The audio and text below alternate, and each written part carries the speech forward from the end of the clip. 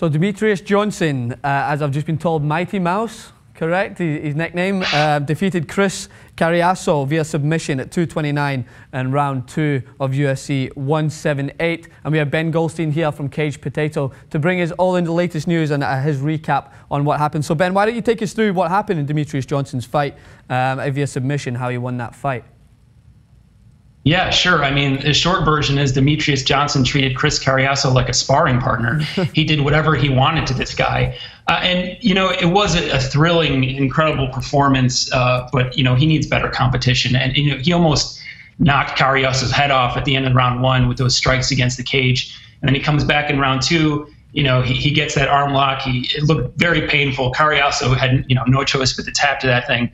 And yeah, Johnson makes it look easy. And honestly, at the risk of fighter bashing, it was easy. I mean, he came in as an over 10-1 favorite. Yeah. Let's be honest, Cariaso was not ready for this opportunity. You know, this was a fight booked out of convenience just to get a title fight on the card, and that's exactly how it played out. Yeah. The problem is, you know, fights like that, these mismatches, these blowouts, they're not going to raise Demetrious Johnson's profile. Like I said, he needs a better class of competition than what he has right now. Yeah, so that leads on to the next question I was going to ask. So with him now at 21-2, is there anyone in his weight that can provide a contest up to Demetrious Johnson, as he seems to be heading in that direction? What is next for him? That's a great question. I mean, there probably will be other fights for him at flyweight. There's probably going to be a rematch with John Dodson that was discussed before this Cariaso fight was booked. And also, you know, maybe a guy like Jussier Formiga, if he gets past, you know, John Moraga, they have a fight coming up as well.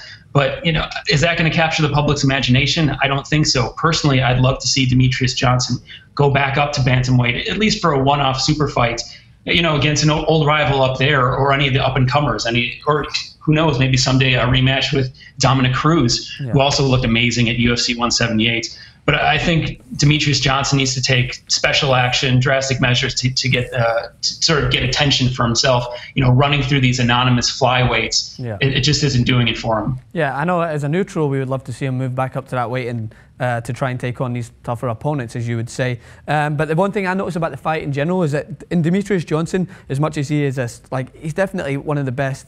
And it's just amazing to watch how he listens to his coach so intently as we in the fight in the middle of the game and towards the end. Like his coach Matt Hume, it looked like he directed him to basically go for the submission, and he executed it in like pristine fashion. And before you know it, the fight was over.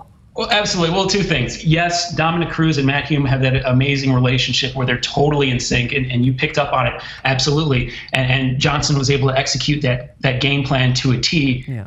Keep in mind, you can't necessarily make it look that smooth when you're fighting a guy on your level. And you know, I hate dumping on Chris Cariaso like this again, but he's a guy who is at least a couple steps below Demetrious Johnson in terms of talent and accomplishments. Yeah. And this is what happens. You get to look like a god and a superstar when you're fighting a guy who's like, you know, a minus 1,500 or plus 1,500 underdog. That's just the way it works. But, you know, taken on its own, yeah, I mean, I give tons of respect to Demetrious Johnson, that performance.